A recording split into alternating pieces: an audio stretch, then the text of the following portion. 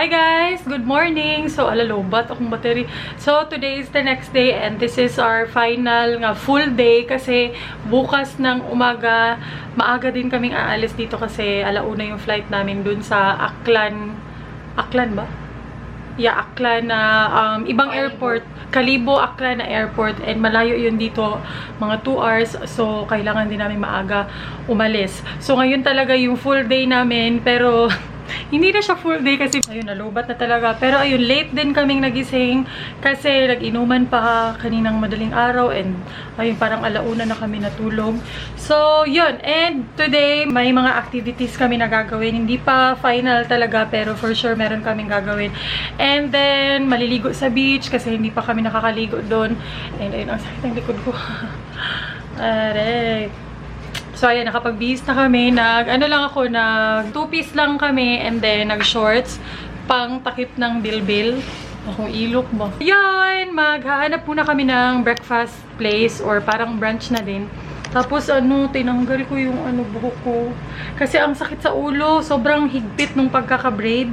Kaya ang sakit sa ulo pag natulog. Sayang yung 200 namin. Hi, Tide! Hi, Tide ngayong umaga. Yan, hanap tayo ng breakfast place. Dito kami malapit guys, or Real Coffee. Ayan. Ang ganda ng dagat, grabe. Grabe, ang ganda. Ayan guys, may nahanap na kami. Ang puti ng mukha. Bakit ganito ang hakuan kasi kanang nakatapat kami sa dagat. Pineapple juice. Thank you. So, andito kami sa Cafe del Sol, Boracay. Medyo dollars dito yung rate kasi nasa tapat talaga ng beach. Ayan. Which is okay lang kung gusto nyo mag-splurge ng breakfast or lunch kasi parang brunch na rin namin to. So parang wala na din kaming paki. Kahit medyo may kamahalan. Pero ayun! Dito kami guys. Ang plastic. Ang plastic. Eh, nandito yung birthday girl namin. Happy birthday! Happy 18th birthday! Ay, thank you. Forever 18. 16 pa rin siya. 16 pa na. Yes! Ayan guys, egg benedicts with ham. Sheriff! Egg sheriff. Kay my loves. Bangus! Saan ay mo, Jal? Salmon scramble. Salmon. Asa salmon? Ano? Ay, sagol na sa. Nasago na siya. Tongro? Dili, oy, wala alam ang tungro man. Ay, guys, dito kami sa may mga tiyangge nila. Tiyangge. Ayan, nakabili ako ng parang cover up para pwede kong hubarin yung shorts mamaya para hindi siya mabasa. 200 pesos. Ayan. Thank you, te. And bumili rin ako ng shorts. Parang ganito, para kay my loves. 150. Ayan, ganda. Finally, swimming na kami. Ang mga shokoy. Ayan, dalawa oh. Andyan lang. Masali na to kung pabra? Pwede rin na. Grabe, ang sand. Parang pulbos. Grabe. Parang pulbos. Picture mo na kami. Ayan. Guys, dito kami sa Halomingo. Ayan, yung very famous nila. Cheers! Yay! Okay guys, ayan, nakabalik na kami dito sa room and ngayon nagpe-prepare na naman kami kasi gagawin na namin yung activities and dalawa yung gagawin namin ni my loves. Isang parasailing at saka isang UFO. Sila Jolly, hindi na nila itatry yung parasailing kasi na-try na nila before. Kami ni my loves hindi pa, so dalawa yung activities na gagawin namin. And kung pupunta kayo dito, normal price na talaga ng parasailing is 2,000 pesos. Na ano lang namin, na tawaran ng 1,800. Yun na talaga yung normal price kasi may mga nagsabi sa akin na noon daw package na 2,000, meron ng 4 na activities pero ngayon after nung na-renovate yung Boracay ganun, nagmahal na daw kaya ayan 2,000 para sailing lang yan.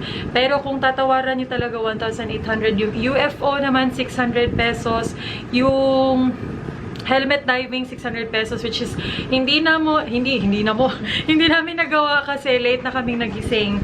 Kaya ayan, dalawang activities yung gagawin natin. Balik ako sa outfit ko kanina. Punta na kami dun sa Sa parasailing at UFO. Sanya mo yan? Holiday mo. Ano, dayon? Yes! Padung na kami. Padung na kami sa parasailing. Papunta na kami dun sa parasailing guys. And ayan na siya. Medyo maraming tao. Kahit weekday, ang daming tao. So, medyo helpful din na meron kayong guide. Kagaya nung nakuha namin sa si Kuya. Which is, nakita lang namin dun sa may station 2. Sinabi ko na kanina magkano. So, ayan, hanap lang kayo ng matatawaran sa mga activities and yan, nandito lahat ng mga activities guys. Ayan.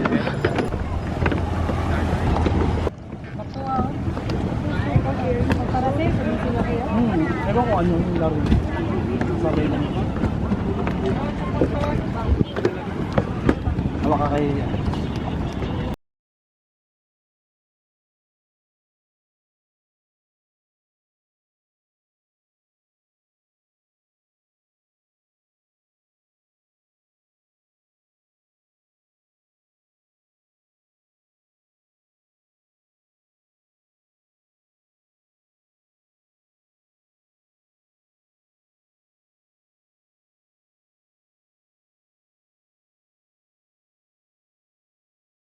Na kami sa parang waiting area nila. Ano yung sakyan bro? Wala? Uy, makakuyog na siguro mo. Uy. So to? Bebe. Ikaw, mauna.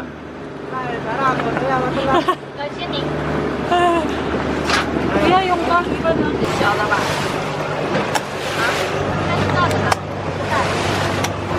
Are you ready? Yawan, itong laki na lang. Oh, pirma na.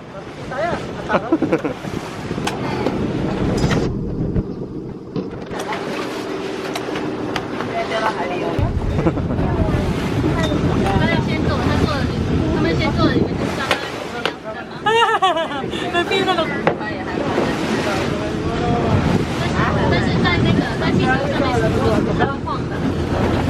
May tanong yung Kapil nga ba? Mga bata ang BO?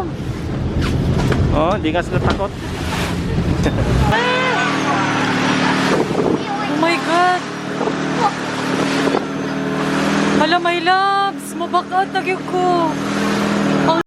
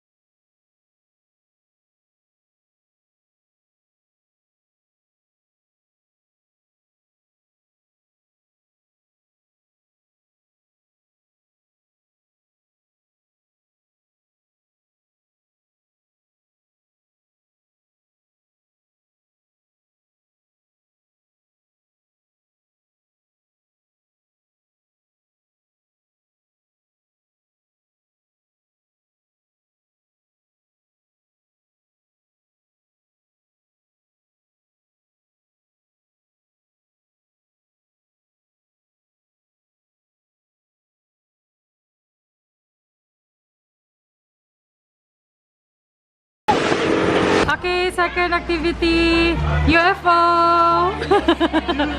Pwede pag bumakaut, pwede pa. Ayan siya, oh. Ito. Ayan. Oh, diba? Ewan ko ba ano itong mga pinapasok ko sa buhay, guys. Ayan siya. Wala kaming GoPro, kaya wala kaming clips. So,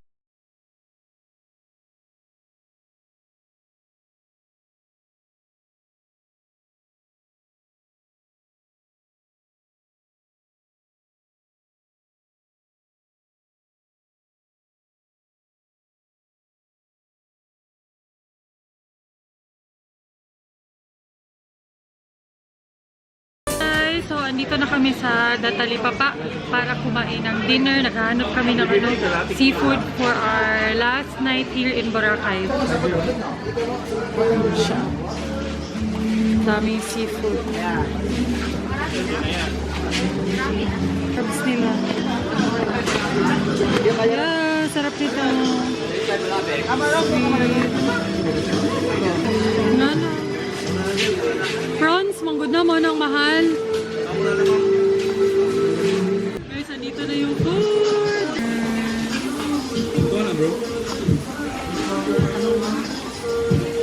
And finally, squid! Our favorite. Hello, kaunta. Wala, wapatay rice.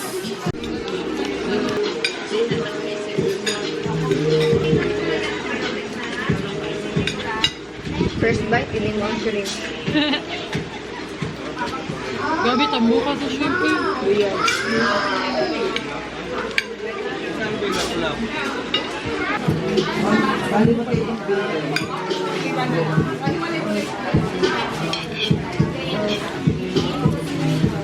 Aftermath, grabe gabundok yung ano ko oh. Tingnan nyo kayo my loves, mas malaki pa yung kain ko sa kanya, hindi niya naubos. Fuck. Wala. Simot sarap. Hangover ka na. Sarap guys, sobrang sarap nung ito yung pinaka nagustuhan ko, yung scallops. Sobrang sarap niya.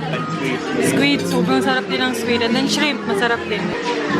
Batik na, ngayon na lang. So, ano na lang. Sa prices, yung scallops, 500 yung kilo, plus 200 yung paluto. Yung shrimps naman, natawaran namin ng 600 per kilo, 200 paluto. Then yung squid, lang nasa 800 ang kilo, pero yung dalawa, 40 yung nabili namin. So, ayan, nasa mga 3K yung nagastos namin and then 4 kami. So, divide nyo na lang, ganun. Guys, picture tayo dyan, oh. 20 pesos per head. Yan. Sana abot ang 20 pesos mo. Guys, good morning. It's the next day and it's our last day here in Boracay. In Boracay and magsa 7:30 na. Balak namin umalis mga 8 to 8:30 papunta dun sa airport, which is 2 hours from here. Yun, ready na kami. Siguro dito ko na lang i-end yung vlog kasi wala naman na talagang ganap. Uuwi na kami. Lahat ng information, lahat ng mga gastos namin, lahat ng expenses, tsaka yung accommodation, ilalagay ko na lang sa description box. But I don't really recommend itong pinagsistayan namin, which is Maha's Place. Kasi okay lang naman yung higaan, pero yung CR talaga, although carry lang naman, kaya lang, okay lang naman siyang tiisin, but hindi ko mara-recommend. Yun. Kaya naming tiisin, pero hindi ko mara-recommend for you guys. Siguro mas may mga iba pang mas okay, which is reasonable naman yung price. Like yung mga nasa gilid nito, Erico's house, ganun. Okay yung mga rooms nila and baka hindi naman ganun kamahal. Kasi malayo yung itsura guys, madumi. Yun talaga yung term, medyo madumi dito. Kahit yung mga tiles nila, madumi. Tapos yung CR, madumi din. Hindi siya ganun ka okay. Out of 10, siguro mga nasa 5 lang siya or 4, ganun. Anyways, thank you so much for watching this Boracay vlog. Ang tagal namin hindi nakapag-travel. Last travel namin is February kasi yun yung time na nag-Siargao kami and then July, Boracay. Next travel naman natin is sa August, wala pa kaming plano, pero for September, meron na kaming tickets for Korea. Mag-apply na lang ng visa, ganun-ganun. So, sana ma-approve para matuloy yun. And yeah, yun lang. Thank you so much for watching this vlog. Please don't forget to like this video kung nagustuhan nyo. Thank you so much for watching. I'll see you soon and daghang salamat. Bye!